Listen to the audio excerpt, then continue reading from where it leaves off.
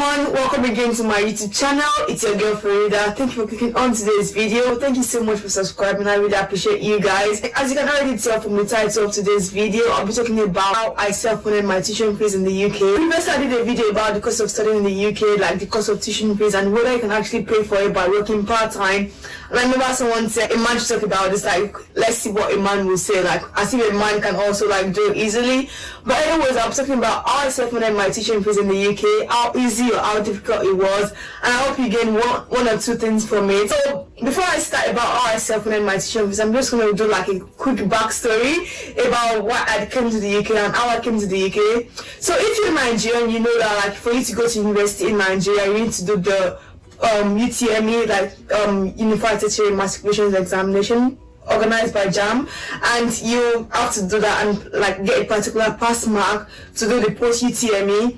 And so when I did mine in 2016, I got 178, and I remember before I finished the exam, before I finished the CBT test, the computer went off like 10 times, and that was like crazy. Like when I got home, like after the exam, I was not even like really hopeful that I would get a high mark, and lo and behold, a lot of people at my school failed JAMB that year, and it was really bad. And so because of that, I thought, okay, what was I going to do next? So my parents enrolled me to do A-levels in Ibadan, and if you're Nigerian, you know what Ibadan is, obvious. And I did A-levels in EAC, Educational Advancement Center. And while I was in my A-levels, I was also preparing to do JAMB again. When I did JAMB again, I got 298 or 289, which was really good. And I actually thought, okay, now that I'm doing A-levels will allow me to go into second year at Nigerian University. Why not see if I can go abroad? And before I finished secondary school, I always thought I wanted to go abroad to study. And my dream university was Edinburgh University. And if you've considered going to Edinburgh University, you know that it's a very expensive one, and it was like £19,000. And I'm like, okay, there's no way we'll be able to afford that. Like, stop dreaming and be realistic. And so that was when I realized and checked online about like universities in the UK that I could go to, and I applied on UCAS to the University of East London, University of Manchester, University of Liverpool, and two other, University of Westminster, and one more university. So I applied to 5 universities.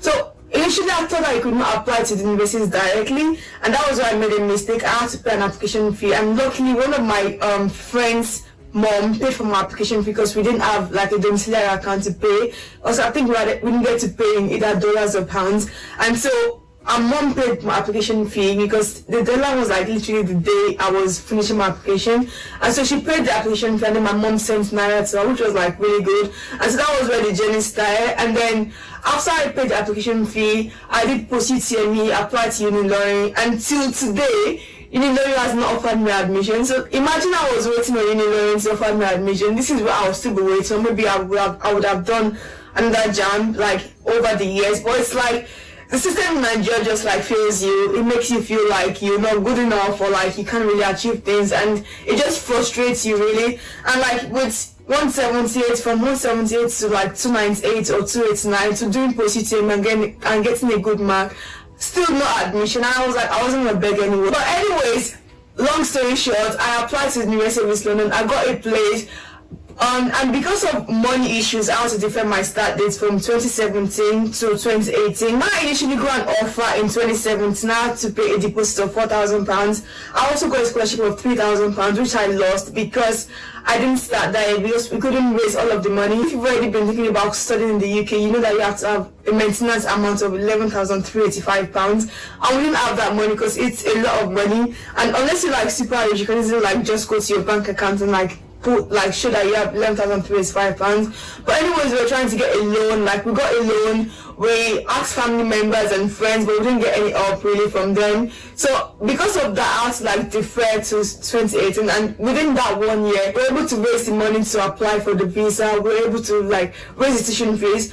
And one thing I actually did that I felt that was really helpful was that I kept the £4,000 with the university. If, for example, you're also in a situation where you have to like defer your start date, I would definitely advise you not to take your money back from the university. Don't ask for a refund. Keep the money with them so that you know that you actually committed. For example, if I had asked for a refund and collected my money back, maybe I would have had to like do JAMB again and go and done the proceed team, and I would be in a Nigerian university now trying to finish a law degree that takes 5 years. The system here works better. But anyways, before I started my first year in 2018, I already paid the £4,000 deposit. I lost the scholarship, but when I reapplied in 2018, I got £2,000. So that was £4,000 plus £2,000 plus £6,000. And then before September of 2018, I already paid all of the tuition fees for first year, which was really, really good. And the only thing that I had to show was a maintenance amount of 11,385, and so that was super easy, and I got my visa. And so for me, first year of university was already fully paid before I started, which was a good relief, because imagine only having paid £6,000 and then having to work like a crazy person to pay the rest of the money. It would have been super stressful. But anyways, once I started university, first year was already fully paid, and I was working from first year to save up for second year. I got the offer from the University of East London. I told my parents that I was gonna work, tried to raise the money, but obviously that was just a dream that I had, because I was I also told them, oh, you don't have to worry, I'll have the money, I'll work 20 hours, I'll work extra hours during the holidays, I'll have all of the money, you won't have to worry about me at all. So long story short, once I got here in September, I was trying to get a job. It was very difficult. Once you come here, it's not gonna be super easy that you get a job. It will take a while. So don't feel sad if you don't get a job immediately. I got a job in October with an hospitality agency. I was working as a waitress, going from place to place, and I was doing that. It was going well. From September to December, I had a place I was paying £90 a week for, and so it was from the money I was getting from this agency working as a waitress, I was able to pay my rent, and then I was able to save up a little bit, but I wasn't able to save up a lot of money. I was earning roughly £200 a week, paying £90 a week for rent. I had £110 left, and I thought that, okay, if we continue like this, there's no way I'll be able to save enough money for my second year tuition fees. In December of 2018, I decided to move in with a friend. Luckily, with this friend I lived with, I lived there from December to April, and I only paid £75 a month in rent, which was super, super helpful. It was a good way for me to save money, because I knew that from that £200 roughly that I was earning a week, I was only paying £75 a month in rent. So it wasn't even weekly, it was a month, and that was really, really good. I'm really grateful to her to have allowed me to stay with her and her mom, which was a very good opportunity. That may not be the case for you. And one thing I will also say before I continue is that if you're able to live with a relative, it could also be an option, but personally I wouldn't recommend it, because one of my friends lived with a relative and it was not the nicest experience. You think that these people are your family members, and obviously you come to the UK, they should be happy to just have you in their house, but obviously everyone here is trying to also live their life and work crazy to support their own family members, and you will be coming as an extra burden that they probably don't want in their house. And obviously because your family, they may want to pretend or act like they really want you there, but deep down they don't want you there. So, but obviously if you have family members that you can stay with, it's something that you can also consider, but personally I wouldn't do that. But anyways, that is another way that you could also save up money. But so from December to April, I lived with a friend until I had to move out in April, because a lot of things happened. She had issues with her mom, the police were involved, she had to move out, and the police were like, who is this person? Why is she why should I squatting on your couch? Because I was literally sleeping on their couch, and it was okay, well, I'm actually here because the police wanted out to be out of the house, and I was there, I wasn't a tenant. They wanted me out also, basically. So from there in April, I didn't have a place to live. I was basically homeless, and luckily I was able to find a place very quickly, because while I was working, my boss's sister offered me a place to live, but obviously I was still paying rent. It wasn't for free, so I stayed there for a month until I found a place of my own to rent. From December to April, I was only paying a little amount of money in rent, and then from April until the next September, once it was June, July this, I was back to working full time, working crazy hours, working 60 hours. It was really stressful, but I knew I had to work hard to save up money for my tuition fees. And then the thing at my uni also is that you can pay in installments. So I don't know about what uni you want to go to or what uni you've applied to, but one thing you should also check is that, okay, this uni that I want to go to, they allow me to pay in 6 installments, 5 installments, 10 installments, or whatever. What is the installment plan like? You should also check that, because at my university, the University of East London, you can pay in installments, and that means that at my university you pay in 5 installments, which allows you to split up your tuition fee payments in 5 payments, and that is really good because I was able to pay from September to February. But because I couldn't pay all of the amounts in February, also I had to ask for an extension, and so I think I finished paying around May, which was really good. So that is one thing you should also check. And it was super crazy. But even though I was working like a crazy person during the holidays, I was saving up all of my 20 hours, I wasn't paying a lot of money in rent. And even when I had to move out of my friend's house, I was only paying £300 a month for rent, which was also really good. The thing still remains that I was working like a crazy person, but at the end of the day, I was only able to save up 70% of the tuition fees that I had to pay. And I had 2 friends from my university who even offered me some money, which also helped to raise which was also part of the 70% I was able to raise. And then the 30% was paid by my parents, which was very helpful. And my point is that I couldn't even save up all of the full amounts by myself, even though I was working like a crazy person during the holidays. During the holidays, you can work as many hours as you want, which is really good. But then you can only stretch yourself as much as possible. I'm not trying to discourage anybody with this video. I'm just trying to say that this was how I paid my tuition fees. 70% of my tuition fees was paid for by myself, with from working part-time, from working full-time during the holidays, from some money and support that I got from my friends at university, and then the 30% of my tuition fees in second year was paid for by my parents. And then come to final year, second year is done, we extended, we couldn't pay the full amount by the end of the installmental plan. Asked for an extension, which was really good. And then it came to final year, obviously COVID happened. I couldn't work because of COVID. When COVID happened, I was still working for a while. I was still trying to save money because I knew that tuition fees, I would soon have to pay my tuition fees for final year. And the thing at my university is that the tuition fees also increase every year, but it doesn't increase by a huge percentage. It increases by 5% or so every year. But obviously 5% increase is still something. So what happened was that I was living in a place before with one of my friends. We're sharing a room together. And we're sharing a room for £400 each, which was really bad because we're living in Stratford.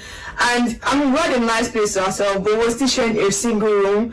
But it was a very large room, but it was still a lot of money to share. We're paying £400 each to share a room. That is not smart. But at that time that we're trying to find a place, that was the only place we could find. My friend and I lived together in Stratford, in a shared room for 4 months, and then lockdown happened, and I had to stay at my boyfriend's family's house for 1 year, literally. So for 1 year I didn't pay any rent at all, which was also really helpful. You think I'm getting freebies from everyone, but I think that's how I was able to save up money. Because for example, when I started university, I paid rent for 3 months, and then I lived with a friend for a few months, and I got a place that was quite cheap. And then when COVID happened, obviously I moved in with my boyfriend's family, which obviously is not the usual thing, as a Nigerian. It's not the thing that you want to do. Obviously we're not married, but I'm just saying that at times there are things that you have to do because you don't have any other option. And I felt at that point in time I needed to just move out, because it was a good way to save money.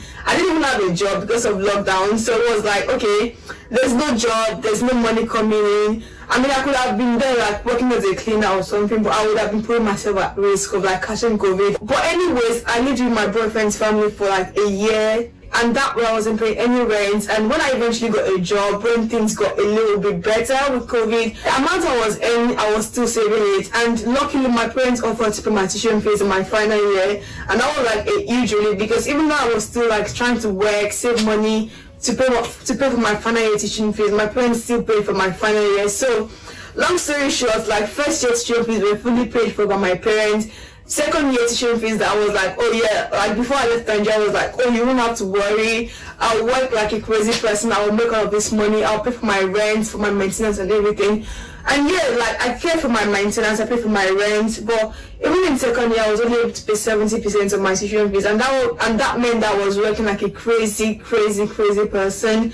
But anyways, even though it was that way, all of my rent from my first year to final year up until now has still been paid for by myself. So I think when you come to the UK, you need to be realistic. Okay, if I'm working 20 hours a week, that means I will only be able to save up money to pay for my rent, ideally, because if you're talking about tuition fees, it will be very difficult. If there was no COVID when I was going into my final year, I would have still been the one to pay my final year tuition fees, maybe like 70% of it still, because I would still have been working, like saving up money. But the point is that it is very stressful, it is very difficult. But obviously, I would still encourage anyone that wants to leave Nigeria or any part of the world or any part of Africa or any part of the world basically to come to the UK, because this is a good place to be. Like for me personally, I'm very, very grateful that I left Nigeria to come here, because I feel like my life would probably like plan out different if I stayed in Nigeria. But obviously no one knows, like we don't know what could have happened if I stayed in Nigeria, or if I mean, we can't tell, we don't know, we only know things that are within our own knowledge basically. But the main point of this video is that I was able to pay for my rent, maintenance, transport, everything from working 20 hours a week. But my tuition fees were quite difficult to pay for with just working 20 hours and even working full time during the holidays. But obviously that also depends on the kind of job you're doing, because if you come here and you're working, like if you already like got an undergrad degree and you do your masters, then it means that you probably get a better job. Obviously that is still not guaranteed, because there's a lot of people that come here and they still like do menial jobs and they earn like £10 an hour. But if you're lucky, if you're one of those people that actually get a proper job that pays you like the wages you deserve with your skills and the experience, and that would be really good. But that is not always guaranteed. But for me personally, I was just working like as a waitress, cleaner, toilet attendant, various sorts of all jobs I did. And oh my days, some days I'll be crying like, why did I do this to myself? Like, why did I leave Nigeria to come and like suffer here? Like, for example, when I was living in Nigeria, I had my own room to myself, I had an ensuite, I had my parents' house to live in, like no one to stress me, no landlord issues, no tenant issues, no housemate issues. Like it was a good place to live. But obviously you can't always just stay in your parents' house. You need to like move out at some point to try to find your own path, and I think that's what I did to myself, and I'm really grateful that I did that. But main point is that if you want to come here to study, be very smart about it, be very strategic, be very realistic with yourself, because it's not always going to be super easy.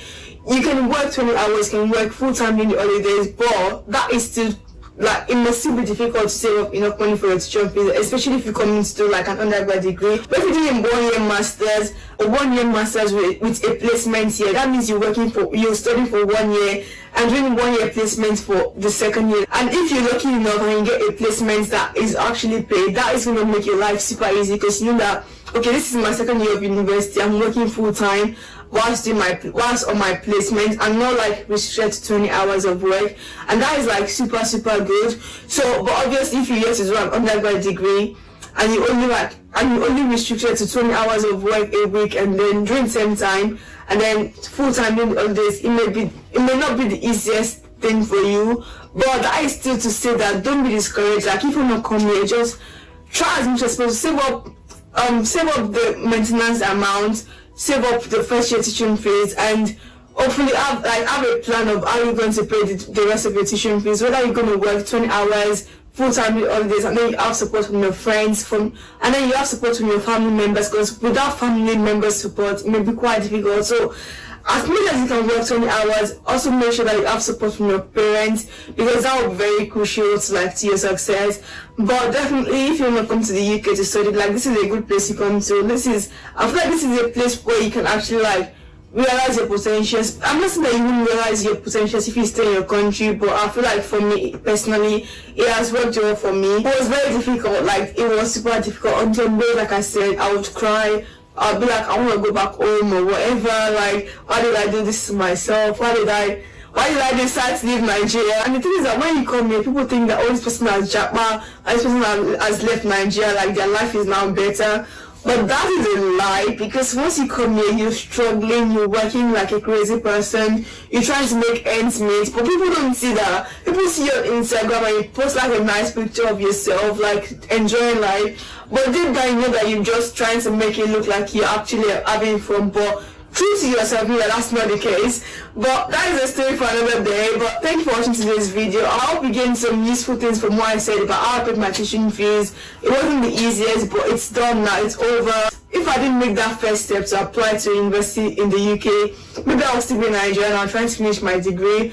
But I'm really glad I took that first step. So I think one thing first is to take that first step to apply. Have a plan about how you're going to pay your tuition fees and be realistic with yourself. Don't just come here with the plan that, oh, I'm not going to have any parental support, I'm going to do it all by myself. Especially if you're going to be doing an undergraduate degree. If it's a master's for a year or a year with a placement or 2 years, I think that is still manageable. But then when it's coming to 3 years and you want to do that by yourself, all by yourself alone, it may be quite difficult. And lastly, check the instrumental plan at your university. Check that it works for you. And that'll be the end of today's video. I hope you enjoyed today's video. Thank you for watching, and I'll see you again next time. Bye.